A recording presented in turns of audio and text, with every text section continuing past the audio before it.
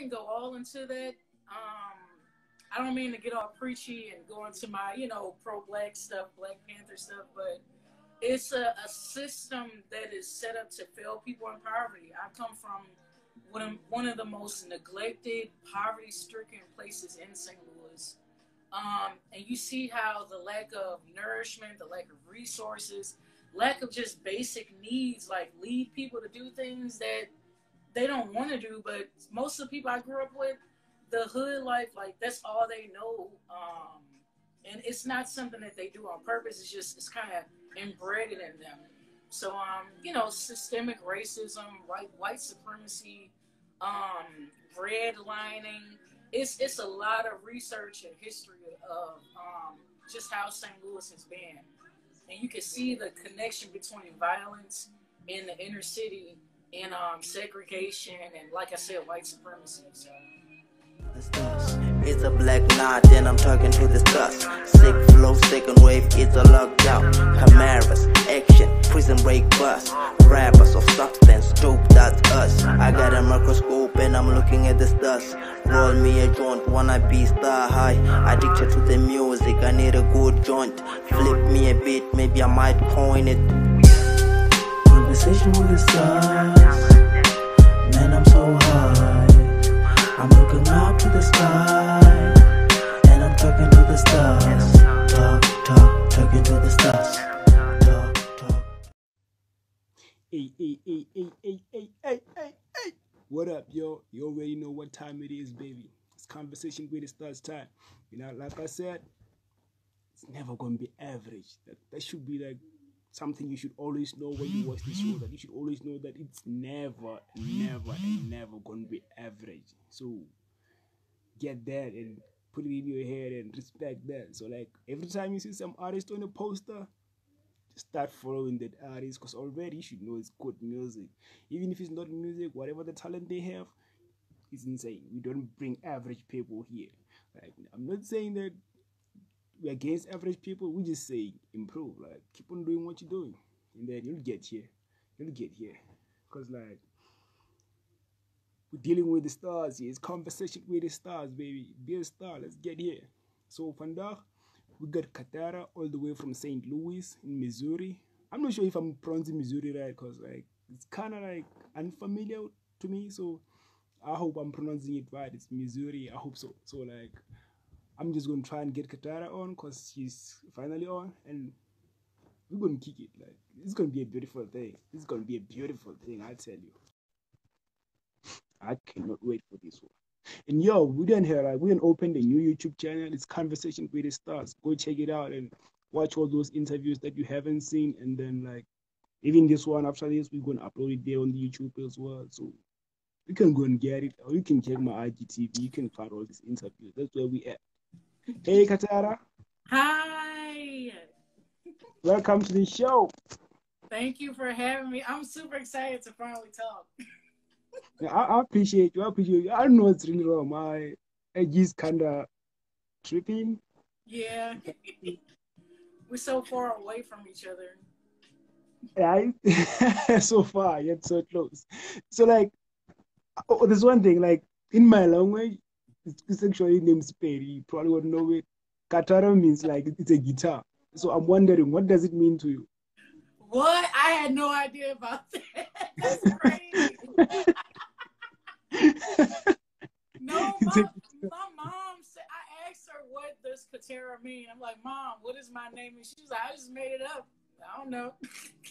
What? Damn, I wonder what motivated her.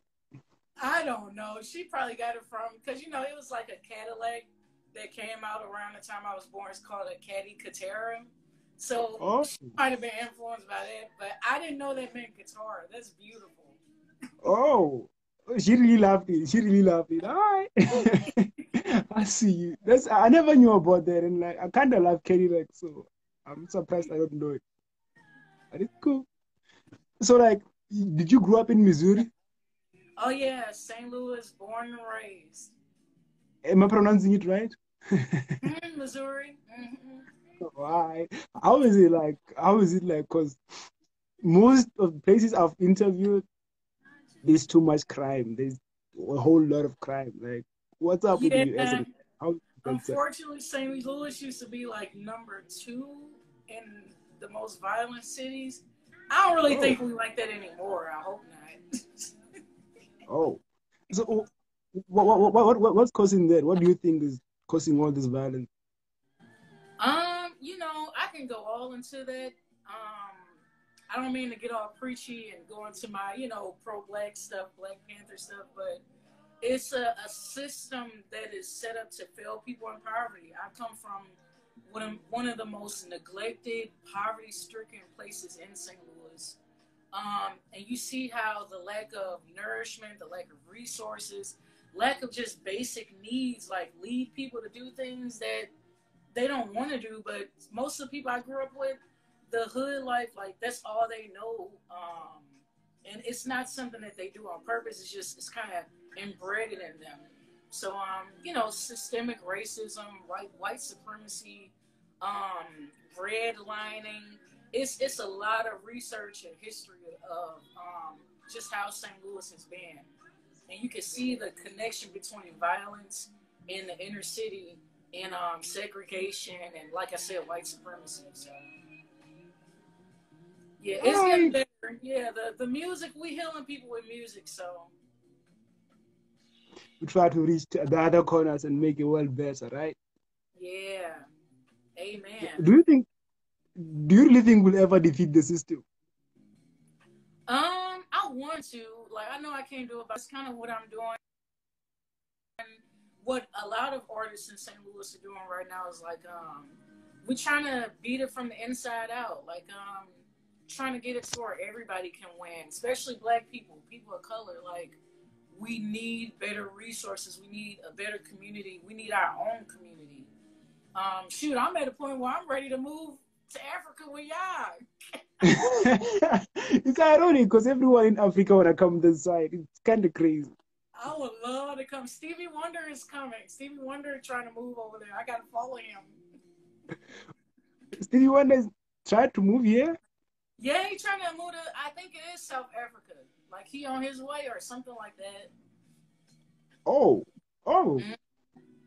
I didn't know about that. That's something else. I know Eddie Lennox. I know Eddie Lennox want to come, and I know like Stevie, like who's this funny Steve? Like, yeah, come on. There's this funny Steve.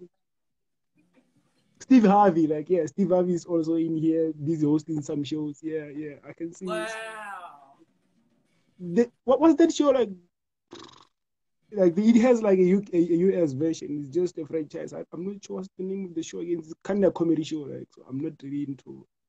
Yeah. Anyway, like let's get back to you. Like since the name was given by your mom, I was wondering like why would you have that name? But like since it's from your mother, I'll let it slide.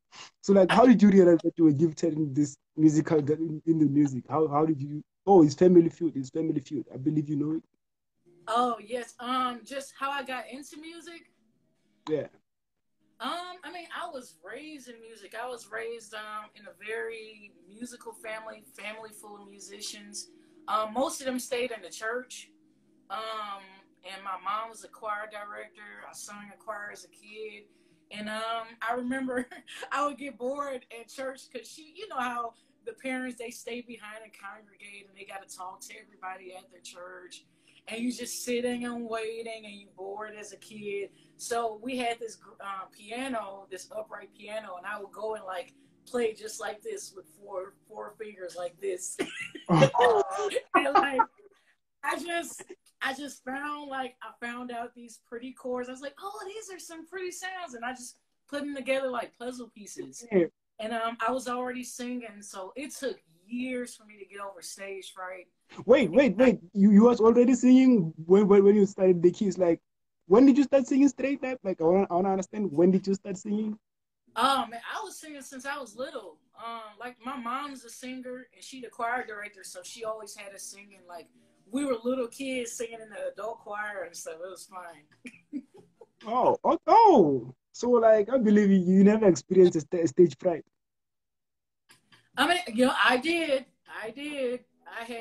It was actually really bad. Like, I could only sing in, like, in the choir, but when it came time for me to Oh, solo by myself, I would shake, like my voice would shake, everything. I sounded horrible.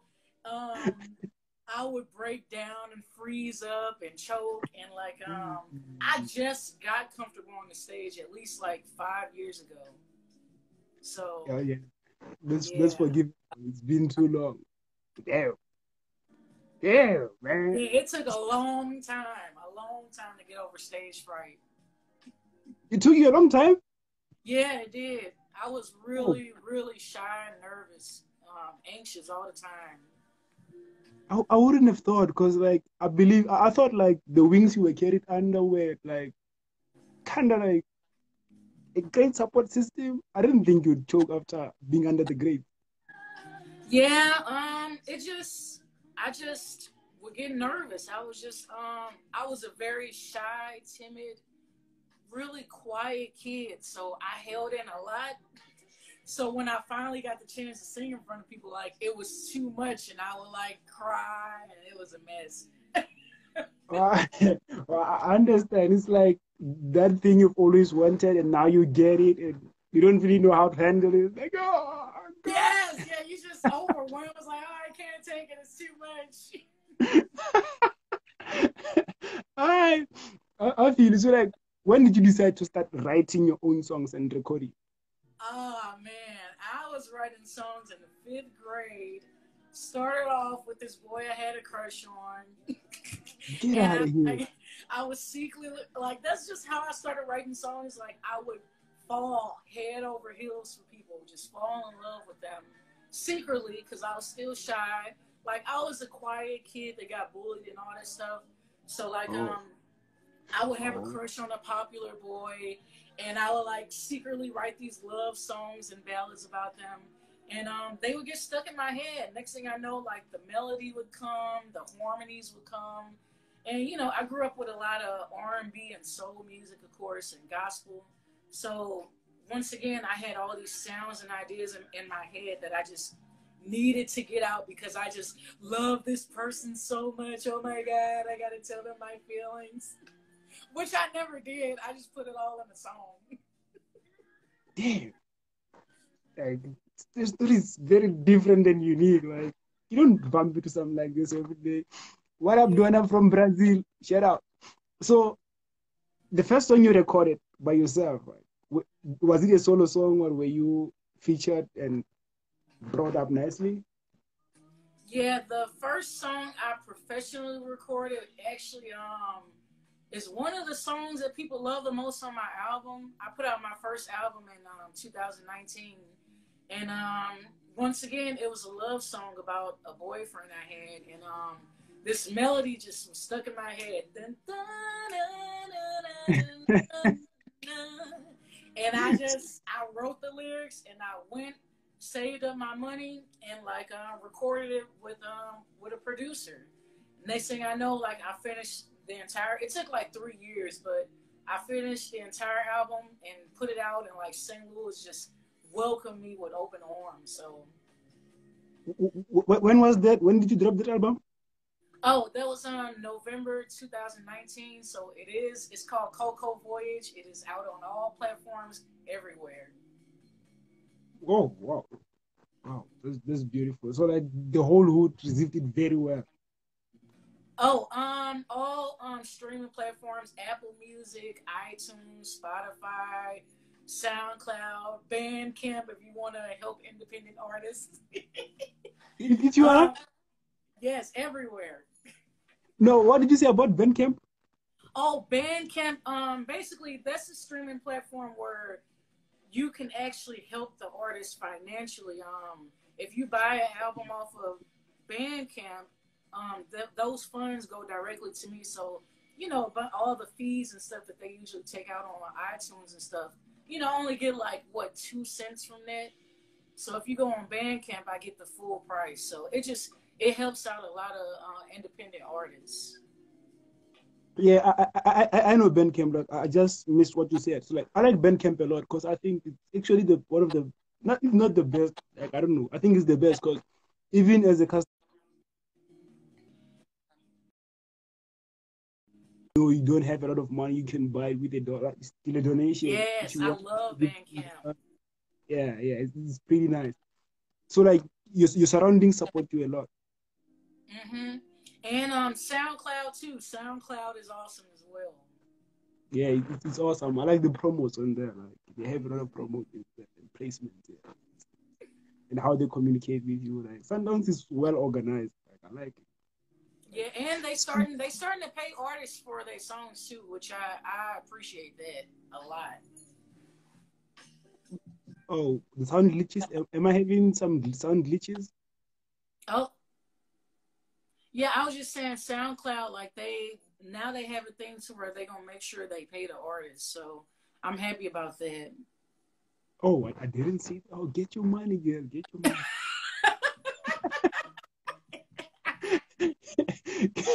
Get that money and come bless Africa with the talent. See, Speaking about, that's why I'm trying to raise money so I can come to Africa. Like I really, just as a black person, I want to come, back home. Basically, I don't know where I'm from. I feel like I may be from South Africa. I gotta do some ancestry research, but I feel a calling just to go to Africa. like this whole thing is funny, man. Like it's very very funny because like South Africans, 90% they want to move to America, 10% just want to move Yeah, around and stuff. Like, I love y'all. I love you guys. and the crazy thing is like 60% of South Africans don't really come from South Africa. I'm not sure how. What? I'm telling you the truth. Like the origins, most of them don't even know. But like if you trace it backward, they from like Mozambique, like from places very far. They came here during the apartheid time and before. So like if you do it, it's just Wow. most of them don't know. Yeah, a lot of people don't even know where they come from. Like it's okay. Wow. I did not know that. So y'all going through the same thing we going through. Yeah. Anyway, but it's just that we kind of closer to our roots, so it gets easier for those who want to know because especially when you have like the elders next to you, a great grandmother or something, you can get a better explanation. But Mm. since lately people declare them as witches, we're losing that knowledge. Holy snaps. Yeah, so like your surroundings is the reason why you choose the type of music you do, because like lately everybody's trying to get naked and get money. They don't really care about the message.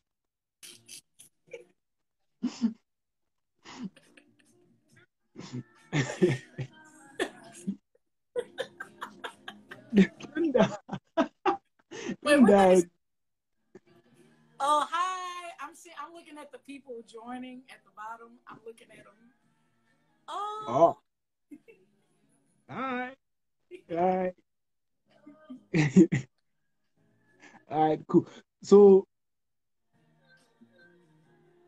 the type of music you do is the reason why you ended up becoming an activist, right? Yes. Why? Okay. Oh, go ahead. Go ahead. No, I wanted to know why is it important for you to be an activist? Yeah. Just I noticed how just even as a child, being black in America, you just notice racism right away. And it's gotten to a point to where it's so normalized to where you just expect it at a certain point. And like I said, I always was an extremely sensitive person, like hypersensitive. And I realized that being black and being an introvert and being a highly sensitive person, I also want to let people know, like I have, complex post-traumatic stress disorder and I have borderline. So I kind of live in a society to where I mentally, spiritually, emotionally cannot deal with people projecting or harming me in any kind of way. And it's like before I even knew all this as a kid, like I noticed how just me being bullied by other black kids, like I knew it was from what they were taught. Like they were taught to hate dark skin and and black features and things like that. And the older I got, the more I was just putting two and two together.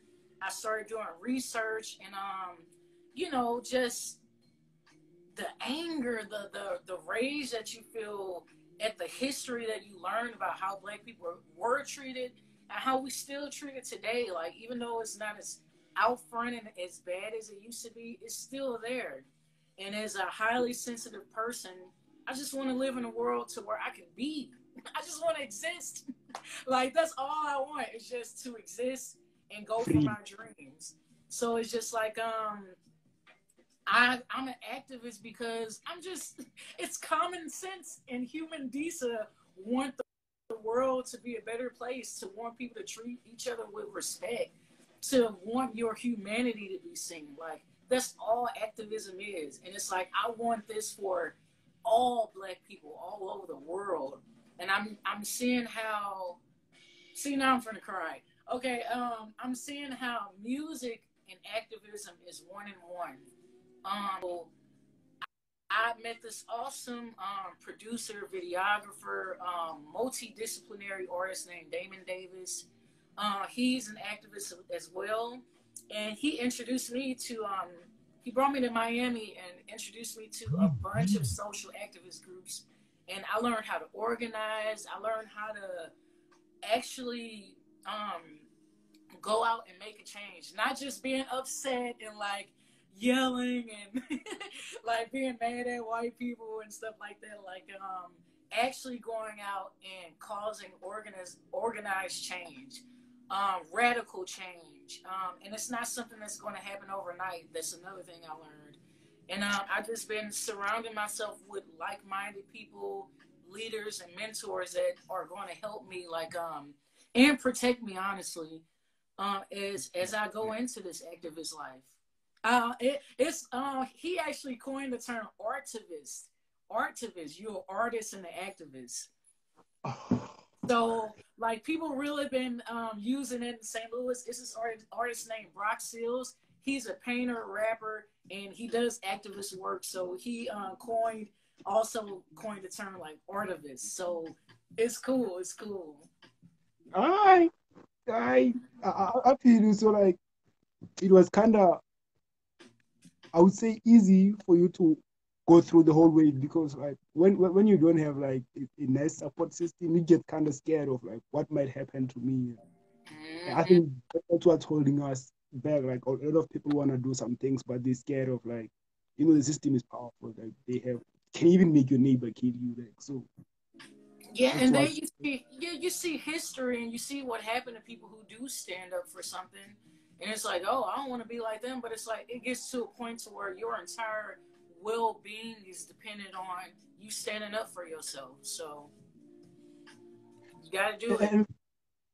You gotta do it, but like, one other thing that is, when you look at, there's people like Malcolm, like, they've done some things, and then you still find, like, on the same street he's from, his neighbor is out here getting defeated by the system. Like, you wonder, like, is it really worth it? Should I still go there?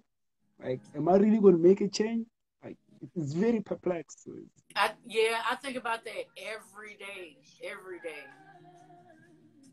Do you have like friends who are lost in the system? Yeah. Okay. Especially, St. Louis is a huge musical place, like full of music history, just musically rich. And I think the problem is, I see this in America a lot in general. Everybody is so focused on blowing up and being big. Like, it's like people are willing to do whatever it takes. Like, people are willing to throw away their own integrity just to make it. And it's like, I realize even on the local scene in St. Louis, like, people are doing that, trying to compete with each other. The crabs in the bucket, dog eat dog, just competing to get a seat at a table where they giving us crumbs. like they not even giving us anything for real. Like, exactly. Like, what the fuck? Really? I really want that. Yeah, it's like we all get together and make our own table and community, like we all could blow up and cause a change. Like that's how I see it. Together we can. Yes, yes. Yo, everybody that's on, feel free to ask any question. If you have some questions for Katarra, slide it in. We got you.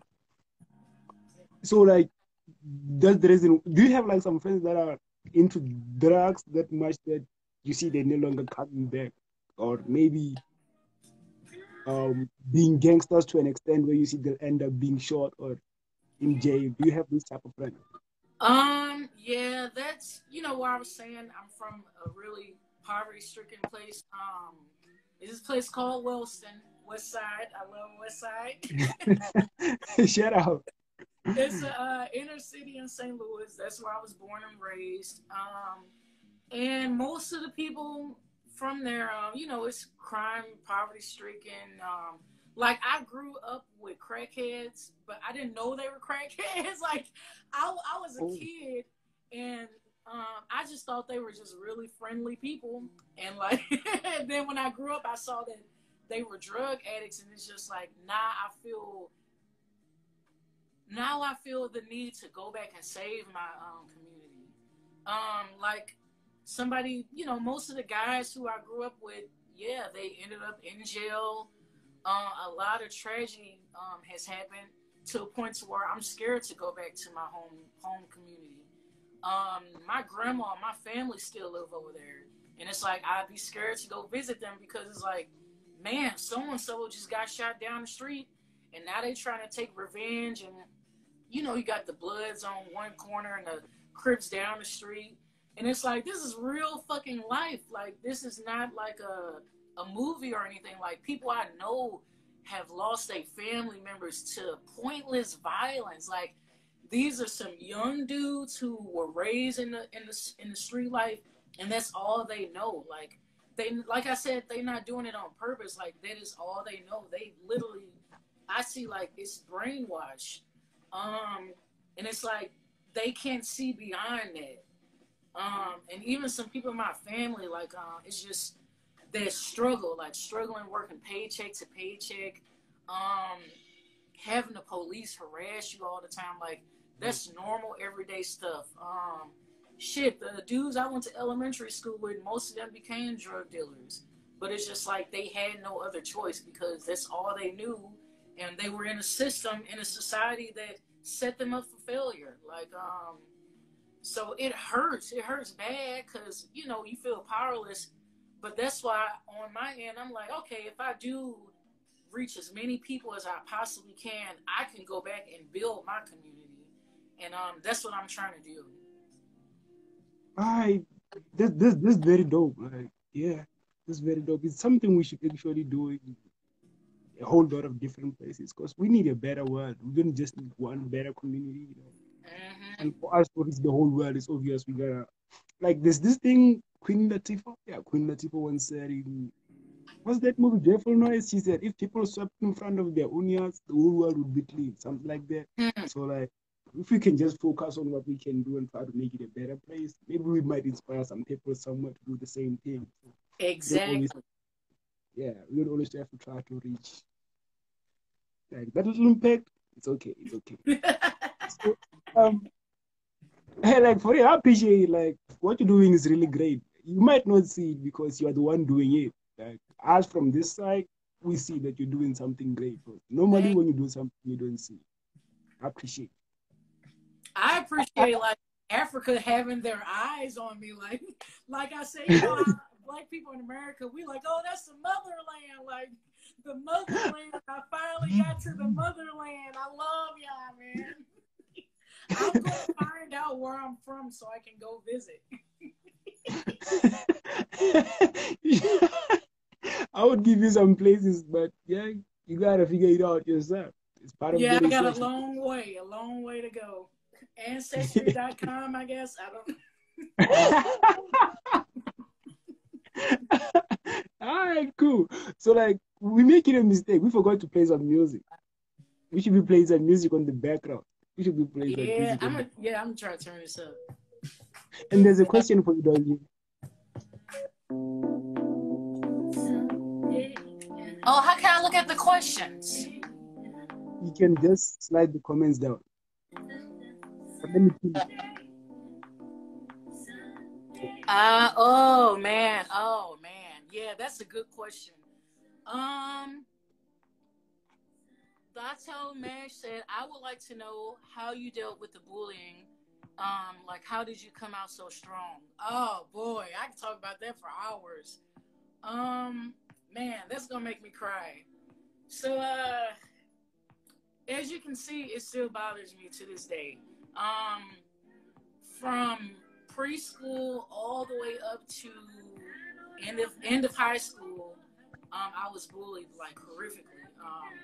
I was ugly, I was quiet, I was lame, constant every day, like just being tormented by a group of girls, and eventually boys got into it and stuff too.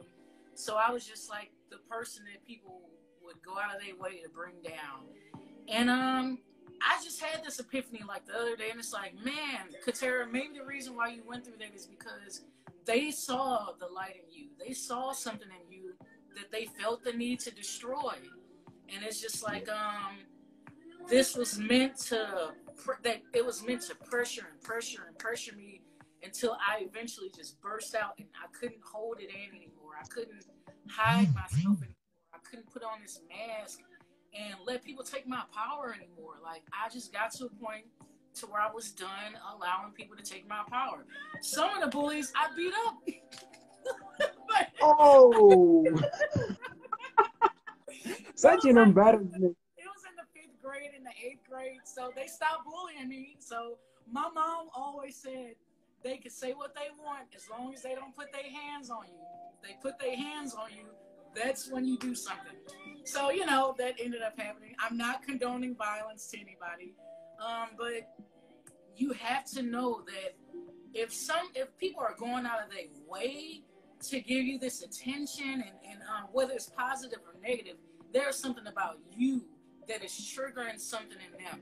So I realized most of them people that bully me and continue to bully me to this day, they projecting their own lack and insecurities on me.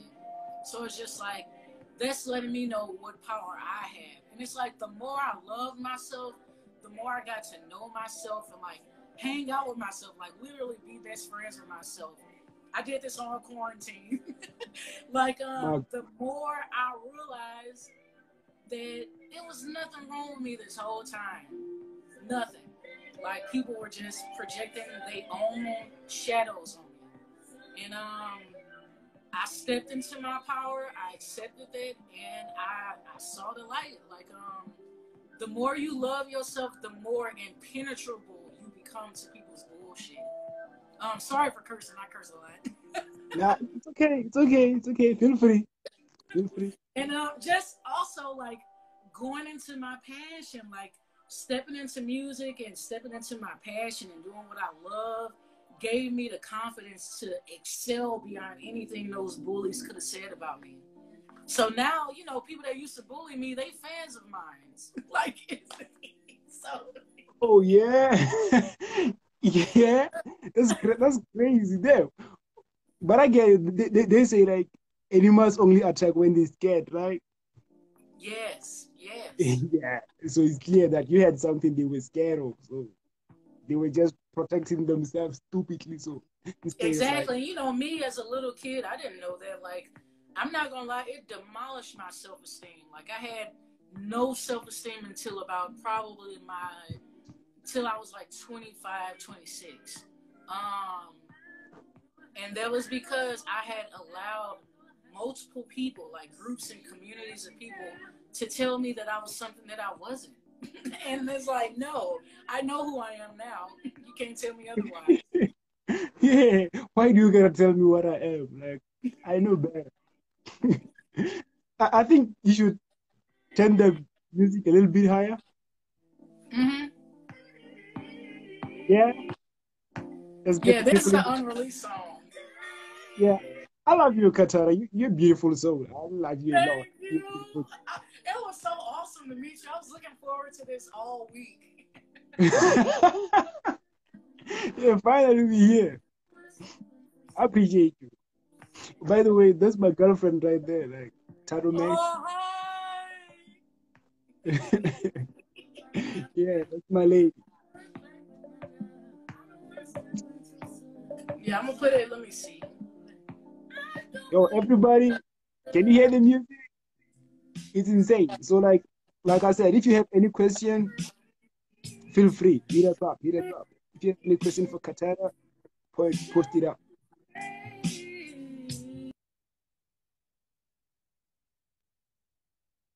Oh, oh, what did you just do, Katarra? What did you just do? Look at all these all these people on here. Yeah, see, somebody just said Stevie Wonder is moving to Ghana. I'm going to Ghana.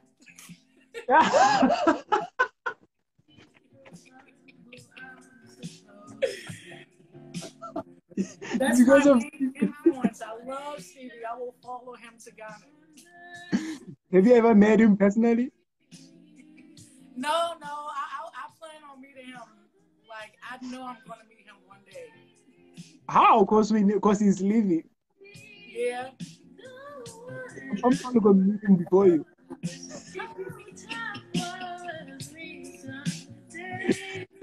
Oh,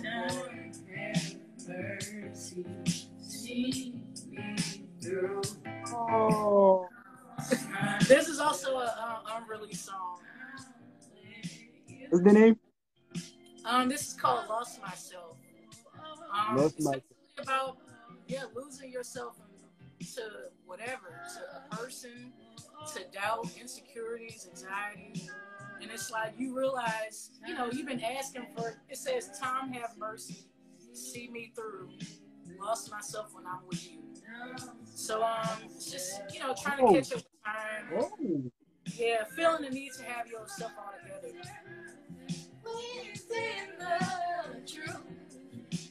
So, I've got too much to do.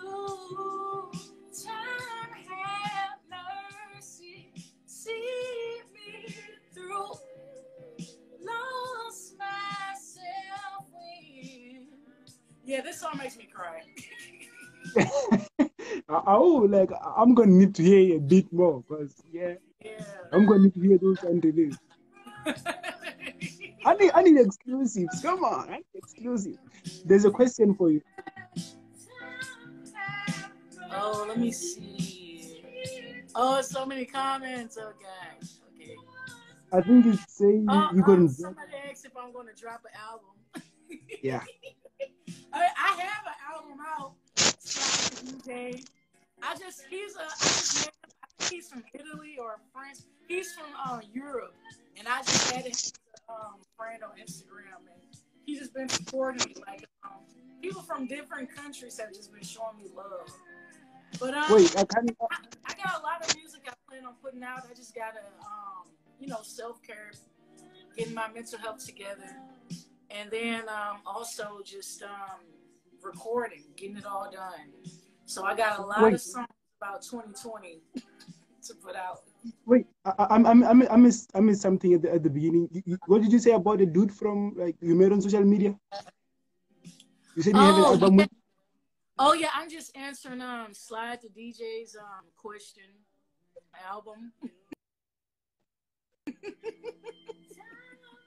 Yes, I'm going to drop an album soon. Maybe this year. Maybe. Yeah, maybe. Hey, yo, Slide, I'm going to kill you. You took away my question. That was for a later stage.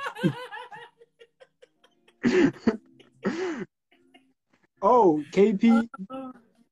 You person, right? Katarra person. Yeah, my friends call me KP. Hi, Lonnie. You the one running that. What's that law firm in Sus, the series? Miss Pearson. So Katarra, you make music, you perform on. Wait, you done performed on 1 million gigs, right? Oh yes. Unfortunately, I haven't got that many gigs just because of COVID. COVID has stopped a lot of stuff in the music scene. But usually I perform at jazz lounges. I do beat sets because I'm a producer too, so I make beats. Just as many places as I can in St. Louis, in the St. Louis music community. And I have, I don't know if you know about the 3 Points Festival. I did that in Miami. And that was on the same stage as, I ended up being in this group that opened up for The Internet, a band. And then it was the same stage as SZA, Herbie Hancock. I met Herbie Hancock that night. He gave me some advice. Can I? I asked him the dumbest question, though. What? The dumbest question? The dumbest question. I was like, Herbie, how do I solo better? How do I stop getting nervous when I solo? And he's like, you'll get it in time. He's like, you'll get it. And like, I went home and just soloed. Like, trying to get it. Yeah. Is it the one like where you had? I think it's some red lights or there's this. I'm not sure where the place is, but you had some kind of red lights or was it red or green light? But it was kind of classical. I think it was a big event there. You're wearing a long dress. Oh, do you mean the Grandale? I don't know. I don't know. Like I must. Oh yeah, from that video, that's Grandale through Kransberg Arts Foundation. Like I got a residency with them, and they basically own the music industry and music community in St. Louis. And yeah, like they just been providing like some awesome platforms for me to put my music out there. So I appreciate them for that. That's actually a great initiative, right? Yeah, that's a very great initiative. It helps a lot. I believe like it should happen in quite a lot of places. Thank you. So like in all this stuff that you produce music, you perform on gigs, you're a fashion designer. I haven't seen your designs yet. Like I haven't seen. Oh yeah, yet. You can wait. Let me show you my mannequin that hasn't been touched. Okay. Like this is my mannequin. I'm almost done with this dress, but I haven't really done anything. What? Get out of here, man. So I just draw stuff right now. Yeah. Still just trying to get better at sewing. Like I suck at sewing. So I'm for now. Like, wait, let me see if I can find something. So who sew for you? Yeah, stuff like this. I don't know if you can see it. Oh, wow. So yeah. Wow. Then do you have like more? Can you show us a bit more? Oh, of course. This is beautiful. Damn. Yeah, I got a lot of old stuff in here though. Let me see. None of this stuff is organized at all. I feel like I'm talking to my like BFFs. Yeah? Let me see. You said you feel like I don't know if y'all can see it though. Like these, yeah, I like to do like high fashion gowns and stuff like that. Damn, you're crazy. Thank you. I rarely draw as much as I used to though. Yeah. But you're sexist. What about males? What about that? Thank you.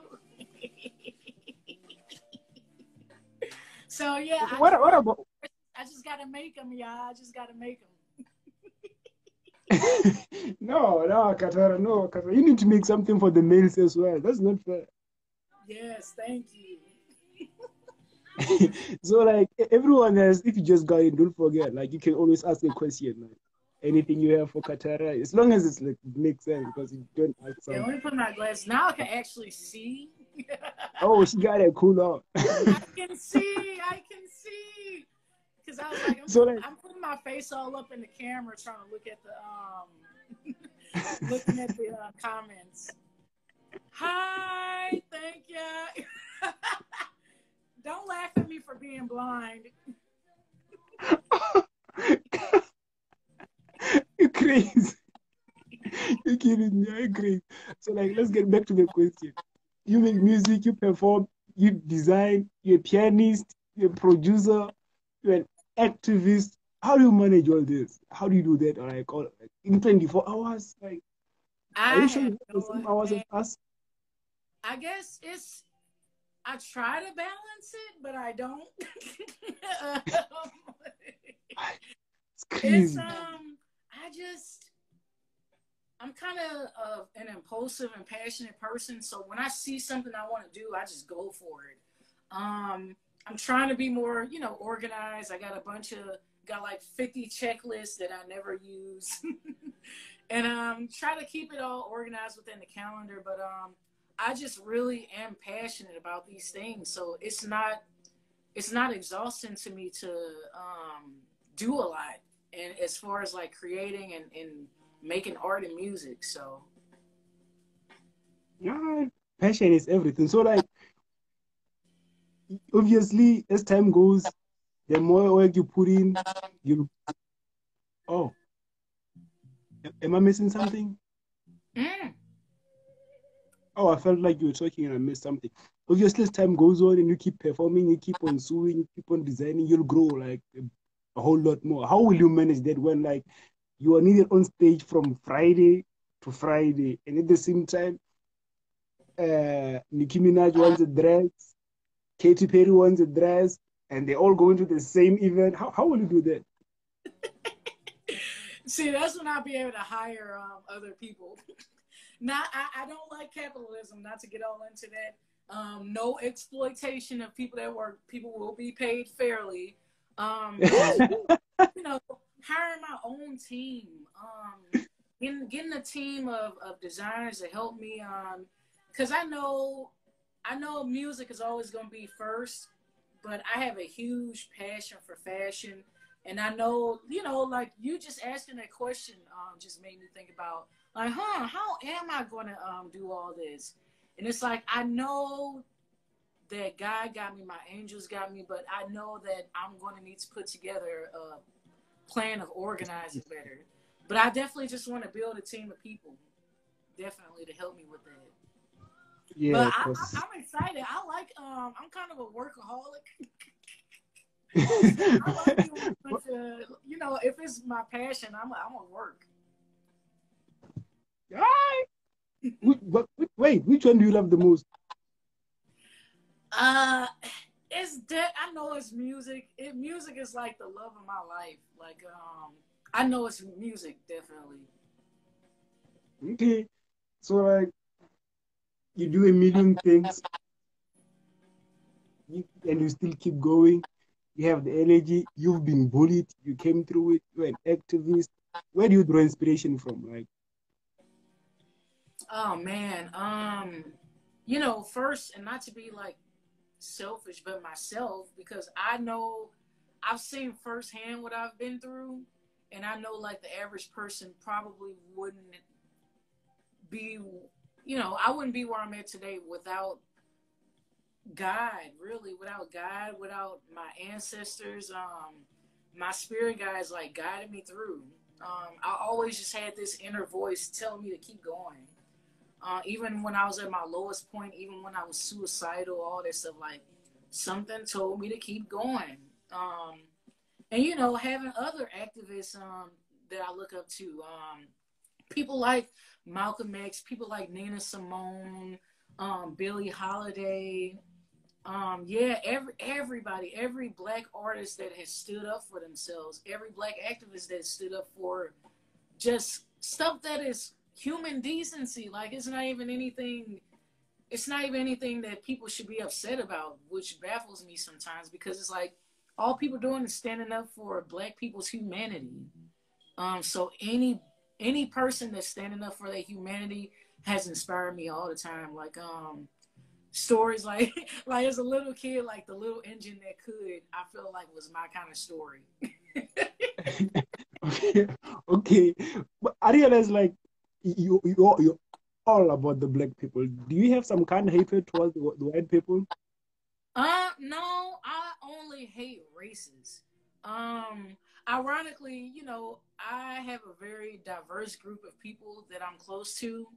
I date diversely. Like, I don't discriminate against anybody. I know that a majority of people in America are pretty racist. Like, you don't want to believe that, but it's just, that's my reality, unfortunately. And like I said, I don't have any hatred towards white people. I hate white supremacy. That's what I hate. I hate racism. I hate anti-blackness because it's literally killing us. It's been killing us. So And yeah, that's all I hate. yet we're the beginning of everything. Yeah. How do you do that? How do you sleep on yourself like that? Come on. We are Mm, you us. amen. How, how does your parents react to you like being so positive, so out there? Do they ever feel like scared for you or do they support you? Did you say my family? Yeah, do they support you fully or are they scared that you would one day perish? Or Both, probably both. It's definitely both. Cause they support me, but at the same time, I come from a very Christian, like super religious family, like super Christian, Southern Baptist type of church family, and they support me as far as like pursuing everything I'm passionate about. But at the same time, like with any family that a musician has, they just like, oh, when you gonna get a real job, or they want you to work the regular 9 to 5 like everybody else, and they worry about, they do worry about me speaking up too much and me being in danger and stuff like that. But I know I'm protected. They protect me. It's a lot of group. It's a big group and a big community of people that protect me. So, and then I'm not really doing nothing but just talking, like just singing and telling the truth. So it's like if they trying to do, harm me for that, that shows what kind of people they are. And like karma, I got some. My ancestors don't play. Like they will come for you. Like I'm warning people now. Like they will that is come so for far. you if you try to harm me because I have a purpose. And it's like God, the universe, they are walking me through this purpose. And it's like they will protect me at all costs. So I'm not really worried about it at this point. Yeah, at the end of the day, we're not here to live. We're here to fulfill our purposes. Exactly. So, like, speaking about that, do you think like parents are right or wrong for being strict? Man, that's a hard question. I say it has to be a balance. Like, I feel like mine were probably too strict, which is why I was so sheltered and just closed and like timid and shy, and it caused a lot of repressed energy in me. Um, and some kids who had strict parents, they get out the house and go, "Wow!" Like Yeah, they yeah, go yeah. crazy. So it's just about balancing. Like you can be strict in certain cases to protect your child, but like don't overdo it. Don't be overbearing because you're restricting them. You are literally dimming their light. Especially if you got a creative child, like never dim a creative child. So I am glad that my mom was strict, but I also feel like it needed to be moderated. Basically, it needed to be a balance. So, like, you yourself played a very big role as well into you being who you are. Because as much as they try to shape you, if you didn't want to go into that direction, you wouldn't have. Despite how strict they are, you can still jump out the window. You can still make your own plan. Yep, exactly. I I feel you for that because like sometimes when they're not so strict, it's getting out of hand for real. And then for some people, when they're not being strict, it's helping them to be themselves. And then yeah, it's very tricky. Yeah, it's very tricky. So would you advise like a kid from St. Louis like to stand up and be an activist and talk and say what's on her mind? Yes, like especially if you feel like your reality is shaped by other people's illusions, call that shit out. Like anything that makes you uncomfortable, anything that strips you of your power, speak up if you feel the need. And you know, everybody has intuition. If your intuition is telling you to stand up for yourself, stand up for your humanity. Like, respect yourself as a human being and say something.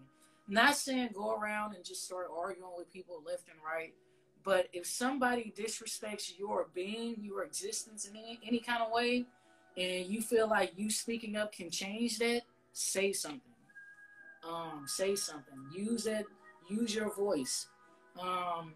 Because I found out me using my voice, it's like it's crazy how I went from one of the most quiet people ever to just speaking up, and now it's loads of people being influenced by me, people looking up to me, people admiring me, and it makes me want to cry every time I think about it because I remember like the person I was is not the person I am today. So speak up. I I feel what you say because like honestly 3 years back I wouldn't have the courage to be on this show as well. Like Yeah. so you have to go through some things sometimes to just That's another thing. Like it took me years to just even get the guts to speak out. Like that just shows how restricted a lot of people are. Um it took me years to even gain the confidence to perform in front of people. It took me years to gain the confidence to stand up for myself when people were walking all over me. So it's like, it did get to a point where I was like snapping on people. Like, you have to. You have to. Yeah.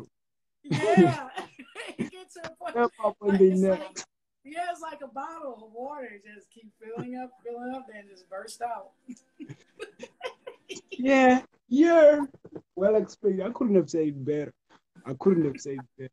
So would you say like that is the reason why it's only a few percentage that rise above the sea and other people get to drown because other people don't really get to face some other things they seem to believe they're okay and then they ride with the wave while some other people get challenged and end up understanding and finding what they really have to do and finding the real strength. Like Yeah, and that's exactly what happened to me. Like me stepping into my purpose of music gave me the strength I needed to speak up for myself, to have self love, to have confidence in myself. The more I got into art and music, the more because that was my own, like I said, I was a quiet kid. So I didn't really have any other form of expression. So I would just like secretly write these songs, like draw and stuff. I would hide it from people because I was afraid of being judged. yeah. But it's like the more I loved myself, the more I stepped into who I truly was. The more I was able to adequately get my ideas out to the world. Then I started noticing after that motherfuckers were like, people were in my shows crying, like, just, I could tell that I was impacting people. It's like, okay. It's like a full circle thing. It's like, that's why it took so long for me to be molded into this person that I am, because this person is meant to impact a lot of people and just heal people through music. Like that's literally all it is. Like not only did I heal myself, I healed a lot of other people who just listened to what I made, and they would come to me and be like, hey, like your song really, really helped me in a time of need because I was going through the same thing. So that's just how beautiful music is. Like it brings everybody together, and it's like as a whole. And you don't need to communicate with words with it. Like a chord, a note, could bring a bunch of people together and simultaneously heal them at the same time. So it's crazy how music works. Yeah. Have, did you ever write some poetry? Oh yes. Poetry. Oh yes. That's Yeah, one of, that's a part of the process. It's like you can write a poem and then later on it becomes a song. So I yeah. express, yeah, in any creative form that I can. Like I journal. Like I got books worth of journal entries. So a nice tell-all book coming soon. I'm God, just kidding. Just kidding. you crazy. Maybe when we finally drop the website, we should let you be one of the editors. Give us some content that side. Oh yes. You can go to my website. It is www.katarramusic.com. That's Katarra music. So katarramusic.com. Here on Instagram, I'm at Katarra Music. Twitter, Katarra_music. I'm on Facebook. Everywhere really, but I suggest you go to my website because you just get the full story of who I am. You have access to my music, my videos, some awesome pictures that I put up. I got a blog where I tell all my business. Oh, So, you want to know, like, my personal journey and struggles and, things that I went through and how I got on top of, of my own fears. Go to katarramusic.com and just find out who I am. And, just see what you like. See what you like. speaking about that, I see you face challenges outside the music industry, like inside the industry. What has been that one thing that has been bothering you inside the industry? Like not about your talent, like what you're facing in the industry. Definitely being a black woman, like colorism. I know it's not as bad. Like I don't want it to inhibit me, but I really do struggle with like, oh well, you're not light enough. You too dark to be in the music industry. You too dark to be mainstream. Um, my hair. We live in a very Eurocentric society, and I'm the exact opposite of everything Eurocentric. So it's bothered me since I was a kid. Like, I see stories about girls bleaching their skin and people getting all kind of surgery and stuff. And it's like, man, am I gonna have to do that? Am I gonna have to like wear a weave and straighten my hair?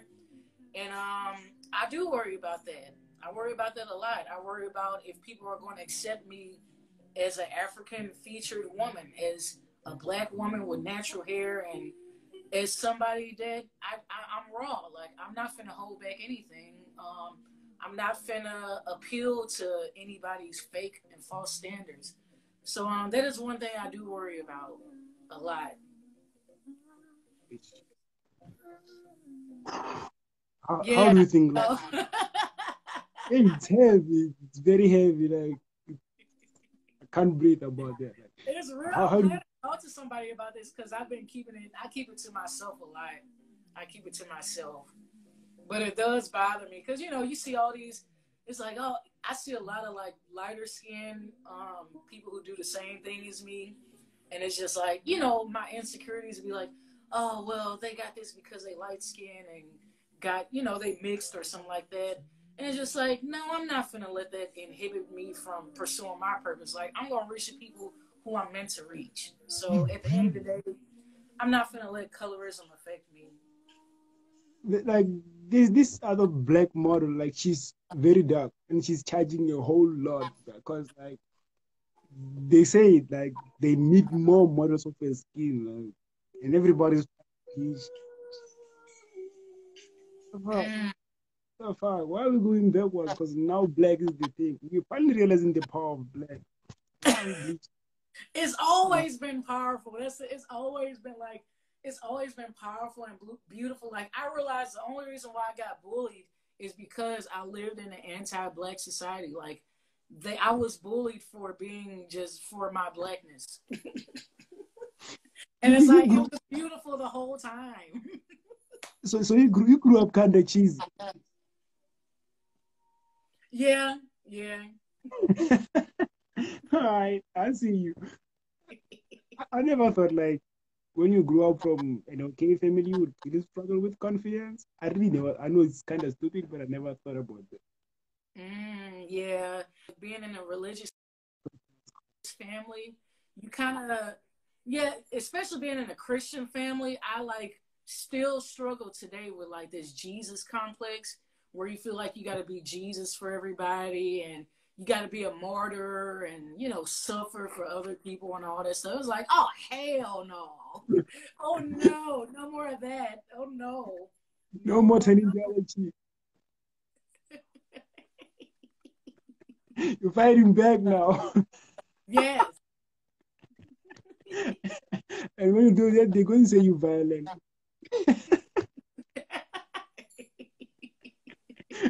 So, Kata, like, what are you currently working on? You said what? What are you currently working on? What kind of what? What are you currently working on? Oh boy, a lot. Like I said, Don't 2020 forget has to been. play the music. Yeah, I'm trying to turn it up for you. Okay. Yeah, there we go.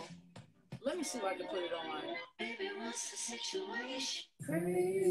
There's so many songs I can do. I'm just putting it on a bunch of random stuff. This is more jazzy right here. But yeah, I've been doing this, working on live music with my band. Just trying to establish myself more so I can get more respect as a musician, as a pianist. Um, and also putting out social activist related work.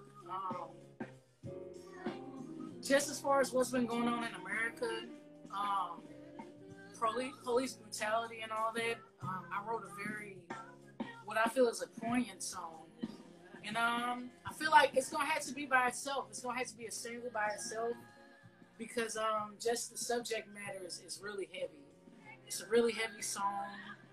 I'm planning on doing a video for it and releasing it to the public sometime later this year. But it's in honor of Breonna Taylor. Rest in peace to her.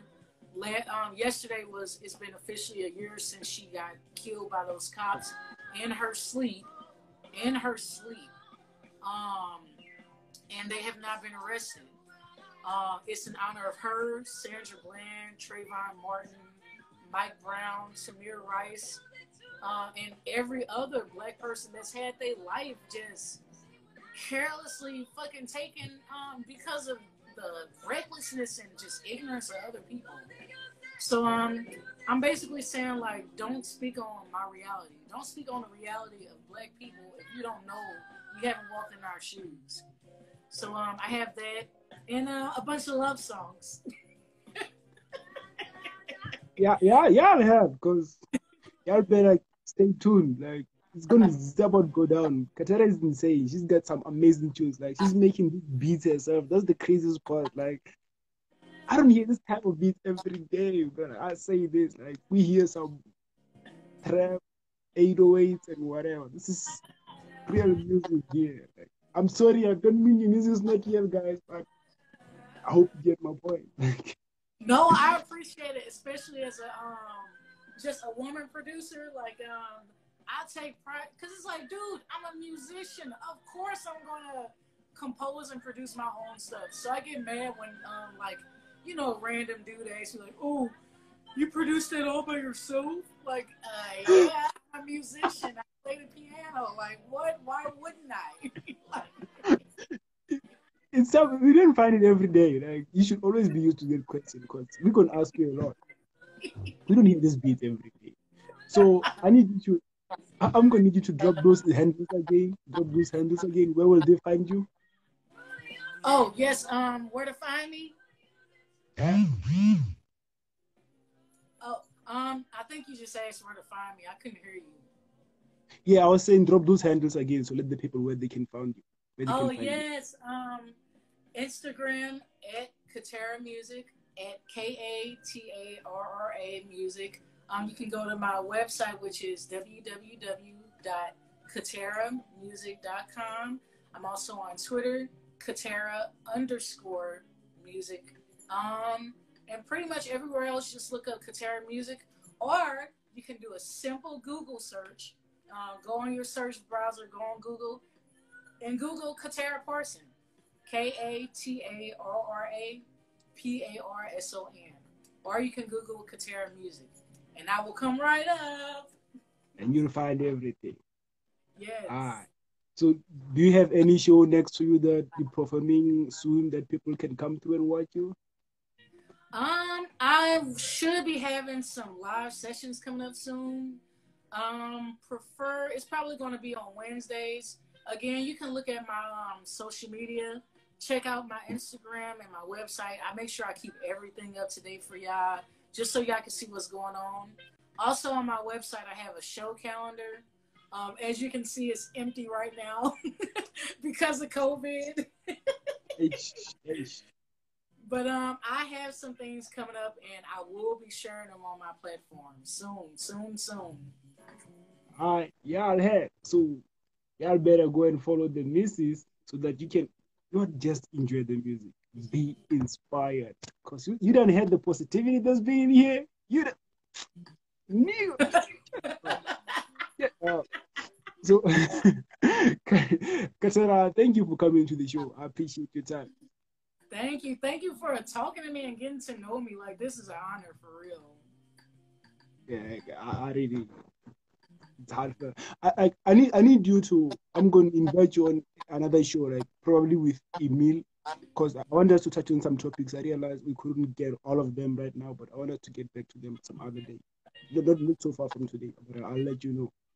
Okay, yeah, I'm always open to talk. Always. I'm introverted, but when I get one-on-one, I talk a lot. Yeah? Yeah. What you said?